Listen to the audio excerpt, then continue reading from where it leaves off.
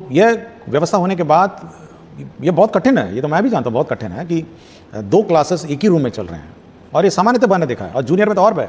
आप देखते हैं फर्स्ट सेकंड थर्ड तीनों एक साथ बैठे रहते हैं और यह बहुत ही मुश्किल है क्योंकि उनके टीचिंग टेक्निक अलग है। अब क्लास 1 का टीचिंग टेक्निक बहुत अलग है, क्लास 2 का अलग है, क्लास 3 का अलग है।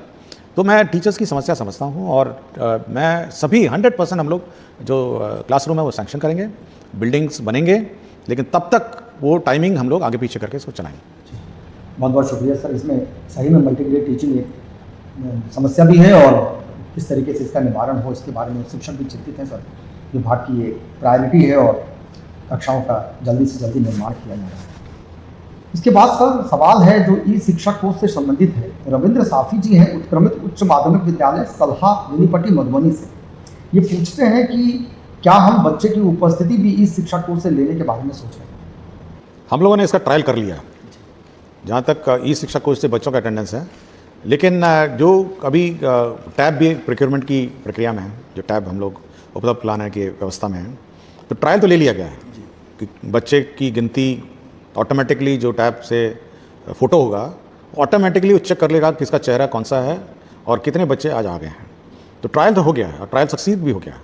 तो इसके लिए उचित ट्रेनिंग की आवश्यकता है, उचित व्यवस्था की आवश्यकता है और उचित टेक्नोलॉजी, मतलब लोगों को जानकारी हो, बच्चों को जानकारी हो, यह अवस्था है।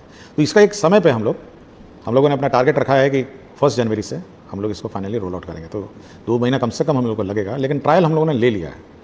मतलब हो सकता है जनवरी फरवरी हो जाए, बट इससे क्या होता है कि पहले तो अटेंडेंस आप डिजिटली मार्क करेंगे उस टैब पे, बाद में जब अटेंडेंस हो जाता है तो वो टैब पूछता है कि फ़ोटो चाहिए मुझे बच्चों का। तो फ़ोटो जब खींचता है तो वो अपने सर्वर पर ले जाता है और उसके बाद रात को जब कोई कार्यकलाप सॉफ्टवेयर में नहीं होता है, रात को वो सबका चेहरा सबका अटेंडेंस से मिलान करेगा। अच्छा। और अगले दिन मेरे टेबल पर आ जाएगा कि कितने अटेंडेंस थे और कितने बच्चे थे और कितना अंतर आया। तो कुछ तो सामान्य टेक्नोलॉजी अंतर हो सकता है, लाइट का अंतर हो सकता है, लेकिन अगर कोई बहुत ज़्यादा अंतर आ जाएगा तो वो तो मेरे सामने आ जाएगा कि भाई इतने बच्चे केवल 10 थे और अटेंडेंस लगा दिया 50। तो ये टेक्नोलॉजी ट्रायल हो चुकी है और सक्सेस भी हो चुकी है। अब ये प्रशिक्षण और बहुत हेवी ट्रेनिंग की आवश्यकता है, तो हम लोग ट्रेनिंग के बाद ही इसको लागू करेंगे। ये बहुत अच्छा होगा सर। इससे मुझे लगता है कि बच्चों के विद्यालय आने की जो रफ्तार वो बढ़ेगी भी और बच्चे सीख भी ज़्यादा। ये इमीडिएटली पता चल जाएगा कौन बच्चा एब्सेंट रहता है और रेगुलरली रहता है। तो हम उसको अप्रोच कर अभी अप्रोच कर पाएंगे, उसको पकड़ के लाएंगे कि भाई समझा के लाएंगे कि भाई स्कूल आइए, तो इमीडिएटली पकड़ा जाएगा। मतलब उसमें आपको किसी से पूछना भी नहीं है कि आज कौन सा बच्चा आया कौन सा बच्चा नहीं आया, वो आपके फेस रिकग्निशन सॉफ्टवेयर बता देगा। तो बहुत अच्छा होगा सर। इसके बाद सर एक जनरली एक्सेस से रिलेटेड है कि क्यों हमारे सरकारी विद्यालयों में बच्चे कम नामांकित होते हैं। ललन कुमार उत्क्रमित मध्य विद्यालय भसावलपट्टी राघोपुर सुपौल से हैं। ये पूछते हैं कि एक सक्रिय व्यवस्था और मेहनती शिक्षकों के होते हुए भी सरकारी विद्यालयों में आम जनों का विश्वास कम क्यों हो रहा है? देखिए बसंत जी, मैं एक विद्यालय गया था, उर्दू माध्यमिक विद्यालय बाराचट्टी में थी और बहुत बड़ा कैंपस था। मतलब हमको लगता है कि करीब 2.5-3 एकड़ का कैंपस था, बिल्डिंगें भी थी, सब था और मिड डे मील भी था वहाँ पे।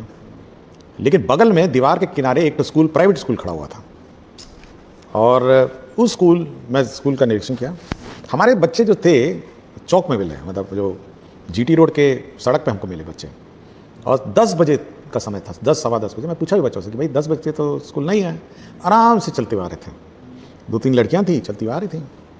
और जब हम स्कूल के अंदर घुसे तो पूरी मतलब इंफ्रास्ट्रक्चर भाई सब कुछ था, कंप्यूटर भी था, क्लासरूम भी थे, सब कुछ था, बेंच था, डेस्क था और टीचर भी फुल थे। मतलब टीचर की संख्या एक भी एब्सेंट नहीं था टीचर, और अच्छे टीचर थे। मतलब बहुत पढ़े लिखे टीचर भी थे और वेल टू डू टीचर, मतलब अच्छे टीचर थे। कोई टीचर में त्रुटि नहीं थी, इंफ्रास्ट्रक्चर में त्रुटि नहीं थी, बेंच डेस्क में त्रुटि नहीं थी। लेकिन बगल वाला प्राइवेट स्कूल है बिल्कुल भरा हुआ था, बिल्कुल। मतलब जब मैं उस किनारे बाउंड्री पे गया तो बिल्कुल खचाखच आवाज़ आ रही थी। मैं जानबूझ के गया नहीं अंदर, लेकिन मुझे लगा कि इससे कम से कम 3 गुना बच्चे उधर हैं और मल्टी स्टोरी बिल्डिंग थी, 1 floor, 2nd floor, 3rd floor, मतलब तो भरा हुआ है। ऐसा लग रहा है जैसे बच्चों को मतलब ठूस के इसको प्राइवेट में भरा गया है। तो ये मानसिकता जो है ना, ये सामाजिक मानसिकता है। एक तो पेरेंट्स को गवर्नमेंट स्कूल को सीरियसली लेना चाहिए। जैसा बोला ना, अभिभावक अपना आते नहीं है, तो प्राइवेट स्कूल में अभिभावक नहीं आएगा तो बच्चों को निकाल देगा वो। तो अगर पेरेंट टीचर मीटिंग में अभिभावक नहीं जाएंगे तब समझ सकते हैं कि प्राइवेट स्कूल क्या करता है। और अगर प्राइवेट स्कूल में अगर यूनिफॉर्म के बिना जाएंगे तब क्या करेगा? घुसने नहीं देगा, बाहर खड़ा कर देगा बाउंड्री के बाहर। और प्राइवेट स्कूल में अगर बच्चा अपनी नोटबुक नहीं लेकर आएगा, होमवर्क नहीं करके आएगा, देखिए क्या होता है। तो ये पेरेंट्स को भी देखना है कि शिक्षा मुफ्त है लेकिन इसका मतलब नहीं है कि ये मुफ्त शिक्षा किसी भी स्तर पर जो पेड शिक्षा है, जो प्राइवेट शिक्षा है, उससे कम है। हम यूनिफॉर्म के लिए पैसे भी देते हैं आपको, हम खाना भी मिड डे मील खिलाते हैं, सारी किताबें भी देते हैं, बैग पेंसिल नोटबुक तक देते हैं हम। प्राइवेट स्कूल में तो सब आपका पैसा लगता है। तो किसी भी, देखिए, अभिभावक को भी समझना चाहिए कि ये बहुत सीरियस पढ़ाई हो रही है और सरकार इस शिक्षा व्यवस्था के प्रति बहुत सीरियस है। कोई कैजुअल पढ़ाई नहीं हो रही है, मैं देखता हूँ बहुत सीरियसली पढ़ाई होती है। और परीक्षा तो बिहार बोर्ड का ही लेना है, वो बच्चे यहीं से अपने हाँ। अब केवल एवरीडे मतलब good morning good evening English में बोल के, टाई पहन के और मतलब प्राइवेट यूनिफॉर्म पहनने से थोड़ा ना शिक्षा हो जाती है। मतलब अगर यही समझ है तब तो बड़ा चिंता का विषय है। तो सरकारी टीचिंग को पेरेंट्स, समाज, सभी लोगों को बहुत सीरियसली लेना चाहिए। और जब तक सब लोग नहीं लगेंगे, सब लोग, देखिए सामाजिक व्यवस्था है। मैं तो कभी कभी पूछता हूँ कि कभी यूट्यूबर मैंने देखा ऐसे घुस जाते हैं, टीचरों का प्रश्न पूछने लग देते हैं, क्लास चल रही है बच्चों का पूछने। मैं कभी कभी पूछता हूँ कि कभी प्राइवेट स्कूल में ट्राई किया यही बात? प्राइवेट स्कूल में गए और घुस जाइए प्राइवेट स्कूल में और किसी प्राइवेट टीचर से पूछ के देखिए, उन्होंने तो एग्जाम पास किए वो लोग तो सी, उसकी तो परीक्षा भी नहीं होती है ना। यहाँ तो बीपीएससी लिखा है, अपना ये जो सक्षमता परीक्षा सब लिख के आए हैं। यहाँ तो they have qualified an exam. तो आप ट्राई वहाँ करिए ना। तो आप इस व्यवस्था को सीरियस लेना चाहिए and everybody should take it. मैं तो कहता हूँ पत्रकार को भी इसको सीरियसली लेना चाहिए। हम सुझाव लेने के लिए बहुत ओपन हैं, हम तो आज सुझाव ले ही रहे हैं आपसे। लेकिन इस व्यवस्था, शिक्षा व्यवस्था बहुत सीरियसली लिया जाए, पेरेंट्स सीरियसली लिया जाए। बच्चा अगर 9 बजे से पहले स्कूल नहीं जाए तो उसको डांटना चाहिए कि क्यों नहीं तुम स्कूल जा रहे हो, तुम्हारा 9 बजे स्कूल है। अब आराम से लड़कियां जा रही हैं 10 बजे, चौक में मिली, आराम से जा रही हैं, कोई अर्जेंसी नहीं, मतलब आराम से जा रही है। जैसे ऐसा लगता है जैसे कि मतलब हेड मास्टर जी अपना एक्सेप्ट कर ही लेंगे। अब लोग सोचता है कि सरकार चला रही है तो कैसे नहीं लेगा बच्चा, 11 बजे आएगा तो बच्चा क्यों नहीं क्लास में बैठेगा। ट्राई करिए ना, यही चीज़ ट्राई करिए प्राइवेट स्कूल में। हम लोग उस व्यवस्था नहीं लागू करना चाहते हैं, पनिशमेंट की व्यवस्था, कॉर्पोरल पनिशमेंट की व्यवस्था। हम लोग चाहते हैं कि समाज कोऑपरेट करे, सब लोग कोऑपरेट करें। अब वो कहता है कि बस से, दुनिया भर से बस से इकट्ठा करके लाता है,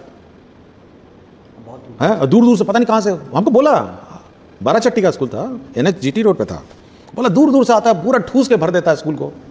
भाई हम तो हर गांव में, हर पंचायत में हम लोग स्कूल खोले हैं भाई, हम तो आपके बगल में खोले हुए हैं। तो ये मेरा थोड़ा है कि समाज का मानसिकता बदलना चाहिए, तब ये। और सरकार बहुत सीरियस है एजुकेशन में, सरकार बहुत सीरियस है। 20% बजट सरकार का पता ही शिक्षा में जाता है, 20%। 100 रुपये में 20 रुपये सरकार जो खर्चा करती है शिक्षा में जाता है, इससे ज़्यादा क्या खर्चा करेगी। तो सब लोग उसको सीरियसली लें, और ये समाज का पैसा है, कोई व्यक्तिगत सरकार का, अपना किसी व्यक्ति का पैसा नहीं है, ये समाज का पैसा है और उससे शिक्षा हम लोग देते हैं। तो सीरियसली इसको लिया जाए और सीरियसली इसको, मतलब इस व्यवस्था को सीरियसली कंसिडर किया जाए। बिल्कुल सर, कोई कारण नहीं है कि हमारे भी सरकारी स्कूल बहुत अच्छे हों और प्राइवेट स्कूल से क्यों नहीं कम्पीट करें, इसके लिए कोई कारण बनता नहीं सर। ये अगला सवाल है ललन कुमार राय उत्क्रमित मध्य विद्यालय छोटा उड़वा दोनवारी खुटौना से। सर ये बेसिकली प्रशिक्षण से संबंधित सवाल है इनका कि क्या 6 दिवसीय प्रशिक्षण की जगह पर 3 दिवसीय गुणवत्तापूर्ण प्रशिक्षण हम शिक्षकों के लिए आयोजित कराया जा सकता है, तथा प्रशिक्षण की गुणवत्ता का फीडबैक हम शिक्षकों से भी लिया जाए। देखिए, पहले तो जो प्रशिक्षण की व्यवस्था है उसमें मूलचूल परिवर्तन की आवश्यकता है, ये मैं, और बहुत ही हम लोग बहुत चिंतित हैं प्रशिक्षण को लेकर। और हम लोग डिस्ट्रिक्ट लेवल पे ही प्रशिक्षण कराएंगे, पहले तो जिला से बाहर भेजते थे। और हम लोग का मानना है कि देखिए, एक दिन जाने में लगता है, एक दिन आने में लगता है, 2 दिन तो ये हो गया। और उस प्रशिक्षण की भूमिका बांधने में भी 1 दिन लगता है, और लर्निंग कर्व रहता है ना।